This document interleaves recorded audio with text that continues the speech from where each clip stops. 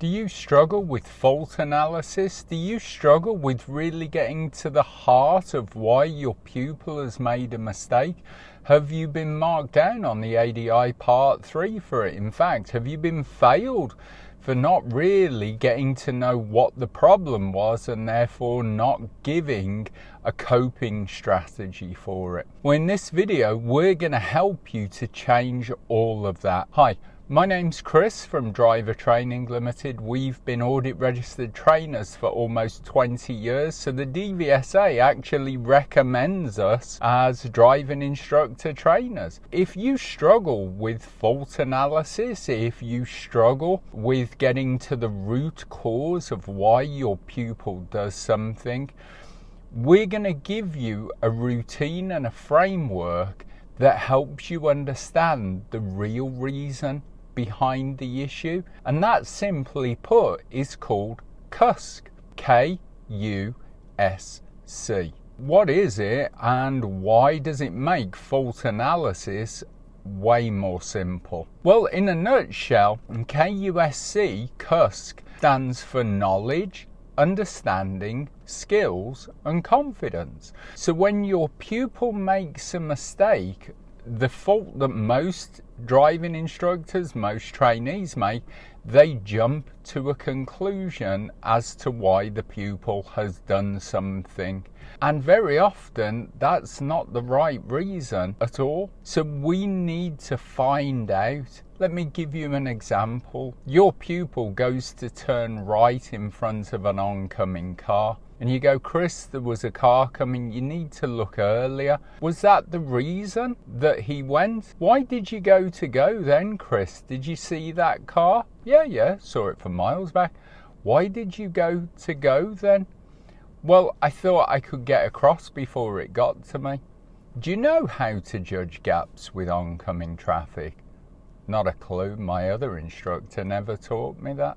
So suddenly you've jumped to the wrong conclusion. You're trying to give them a remedy for a fault that doesn't exist. So your fault analysis goes out the window. Using KUSC, K-U-S-C, we get to know the real reason. Don't think that asking basic questions or presuming they already know something or understand it will work, because it doesn't. You need to ask basic questions and get to know the mind of your pupil. So what we're going to do in this video is give you some common faults and how we can use the framework of KUSC to break it down. First, they picked the wrong gear at a junction. Let's use K for knowledge. Do they know what gear is appropriate for different junction types? Do they know if it's closed, we're going to be in first gear, if it's open, probably second? Have they been taught how to identify when a gear change is needed? A specific gear for a specific speed?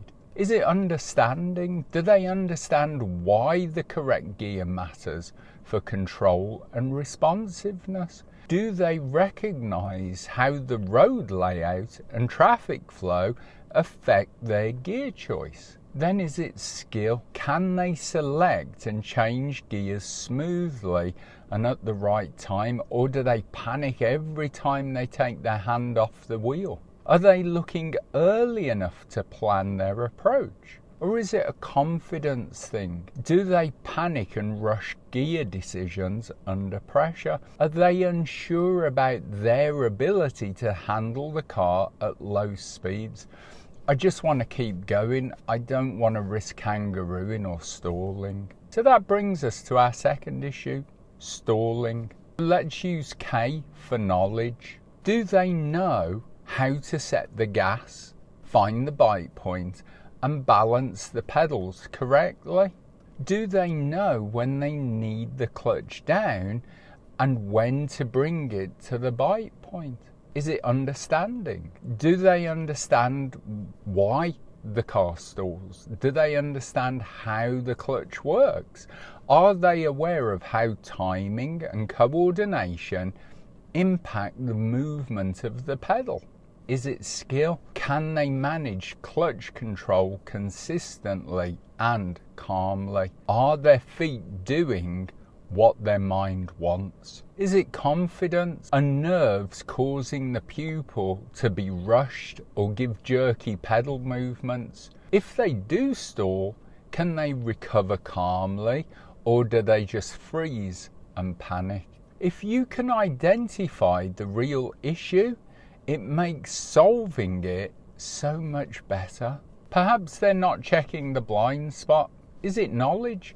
Do they know where the blind spot is and that it even exists? Have they been taught when and why it must be checked? Do they remember that? Is it understanding? Do they understand what risks there are in not checking it? Do they get the phrase, "it's not covered in your mirrors"? Is it a skill issue? Can they incorporate the checks smoothly? Are they worried that if they turn to look in a different direction, the clutch pedal's going to come up and they're going to stall? Is it a confidence thing? Do they believe the check is necessary? Do they feel it's just a tick box? Are they too focused ahead to glance over their right shoulder? How about going through a red light? Well, again, is it knowledge? Do they know red means stop and there's no exceptions? Do they know where and when to expect traffic lights, or do they think it's a pedestrian crossing? Is it understanding? Do they understand amber means prepare to stop, not speed up? Do they understand the traffic light phase? And that red and amber means it's going to green, but if it's amber on its own, it's going up to red. Is it skill?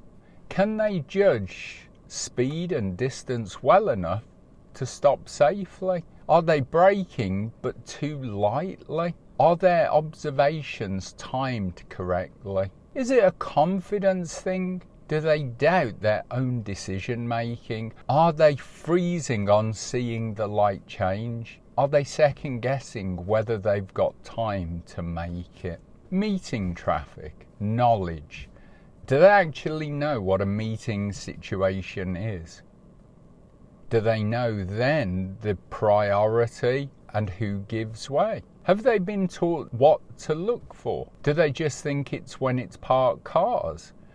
But the road getting narrow, traffic calming, bins on the road, a skip on the road, the width of the road getting narrower, all create meeting situations. Do they know and understand this?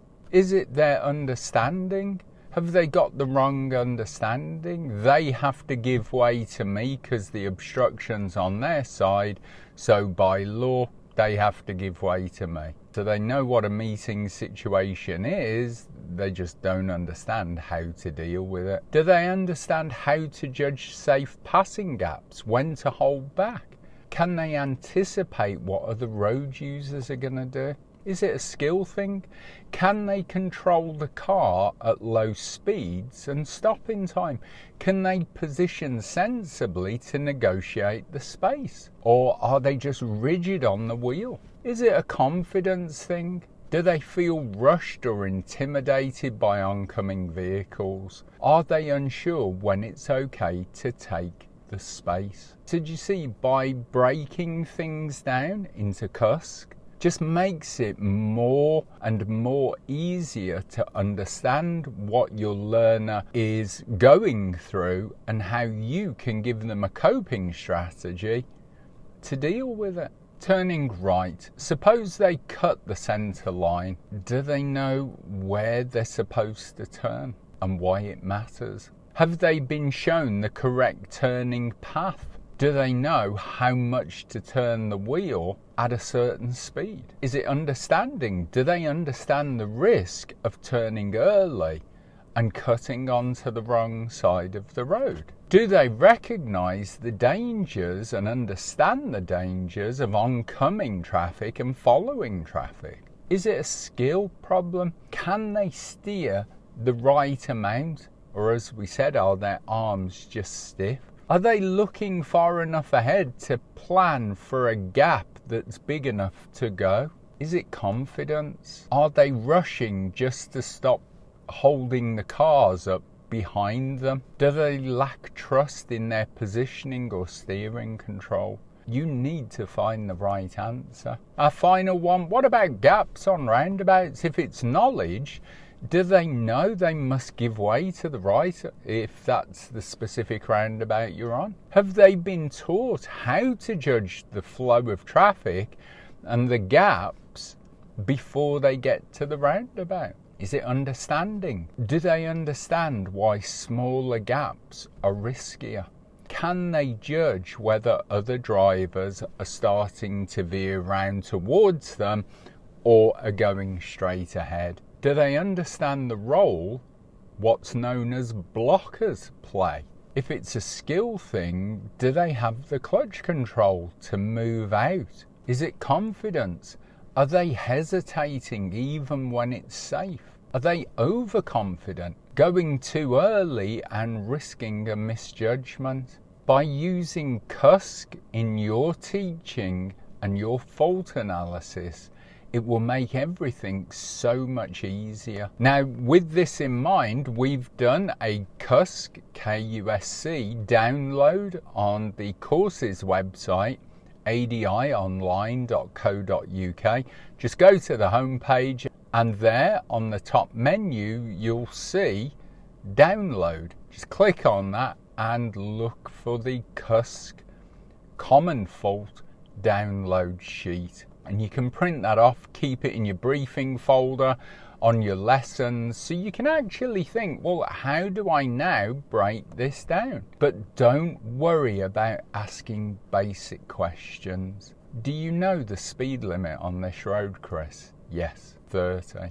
Well done. Why is it 30? Because it's Tuesday. It's always 30 on a Tuesday. Do they actually know?